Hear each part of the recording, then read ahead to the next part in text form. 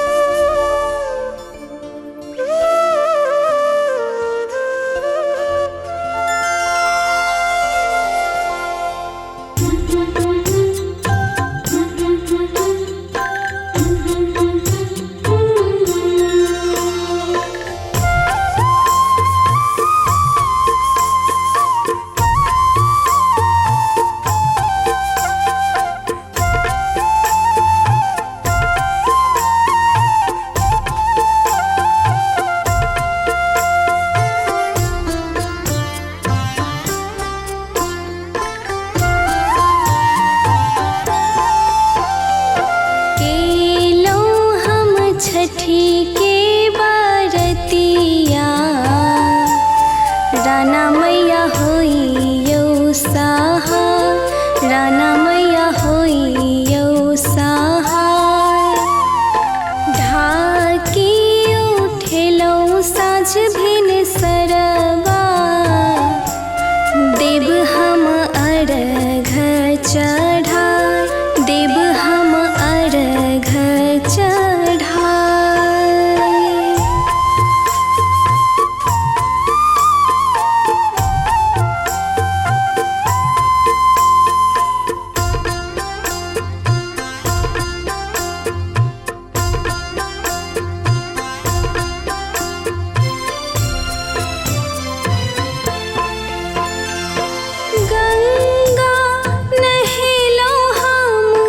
जमुना नहिलो आह के सुमरी देव हो खरना केलो।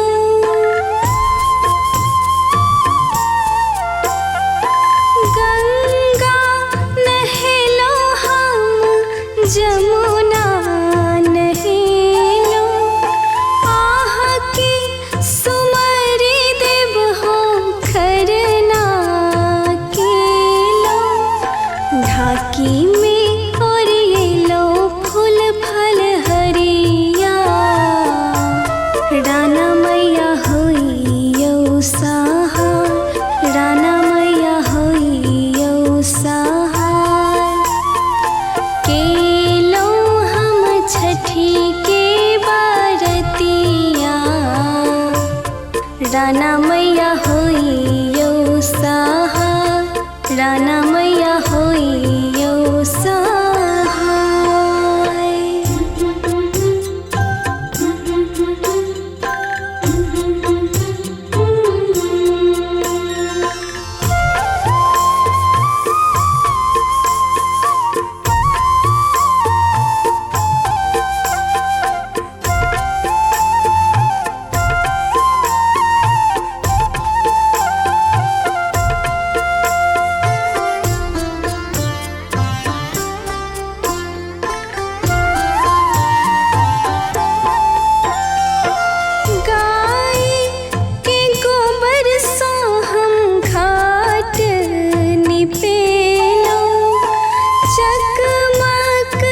चकमक माई है चहुँ दिश सजेलो।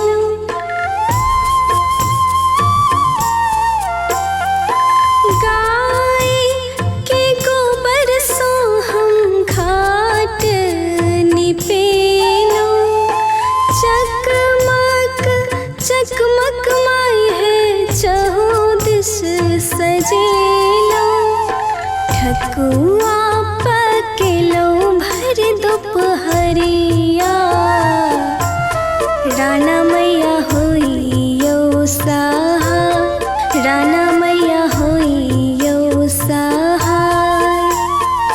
केलो हम छठी के बारतिया, राना मैया होइयो सहाय, राना मैया होइयो सहाय।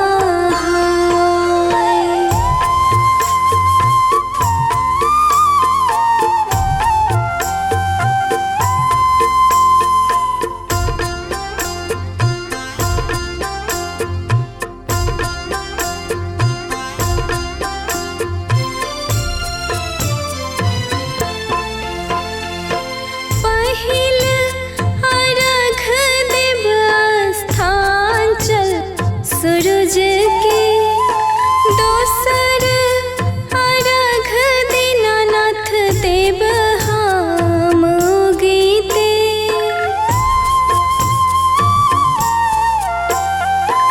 पहिल अर्घ देव स्थान चल सूरज के, दोसर अर्घ दीनानाथ देव हम गीते। अचरा में मांगब हम आशीषिया, अन धन दियो बरसा, अन धन दियो बरसा। केलो हम छठी के बारतिया, राना मैया होइयो सहाय, राना मैया होइयो सहाय।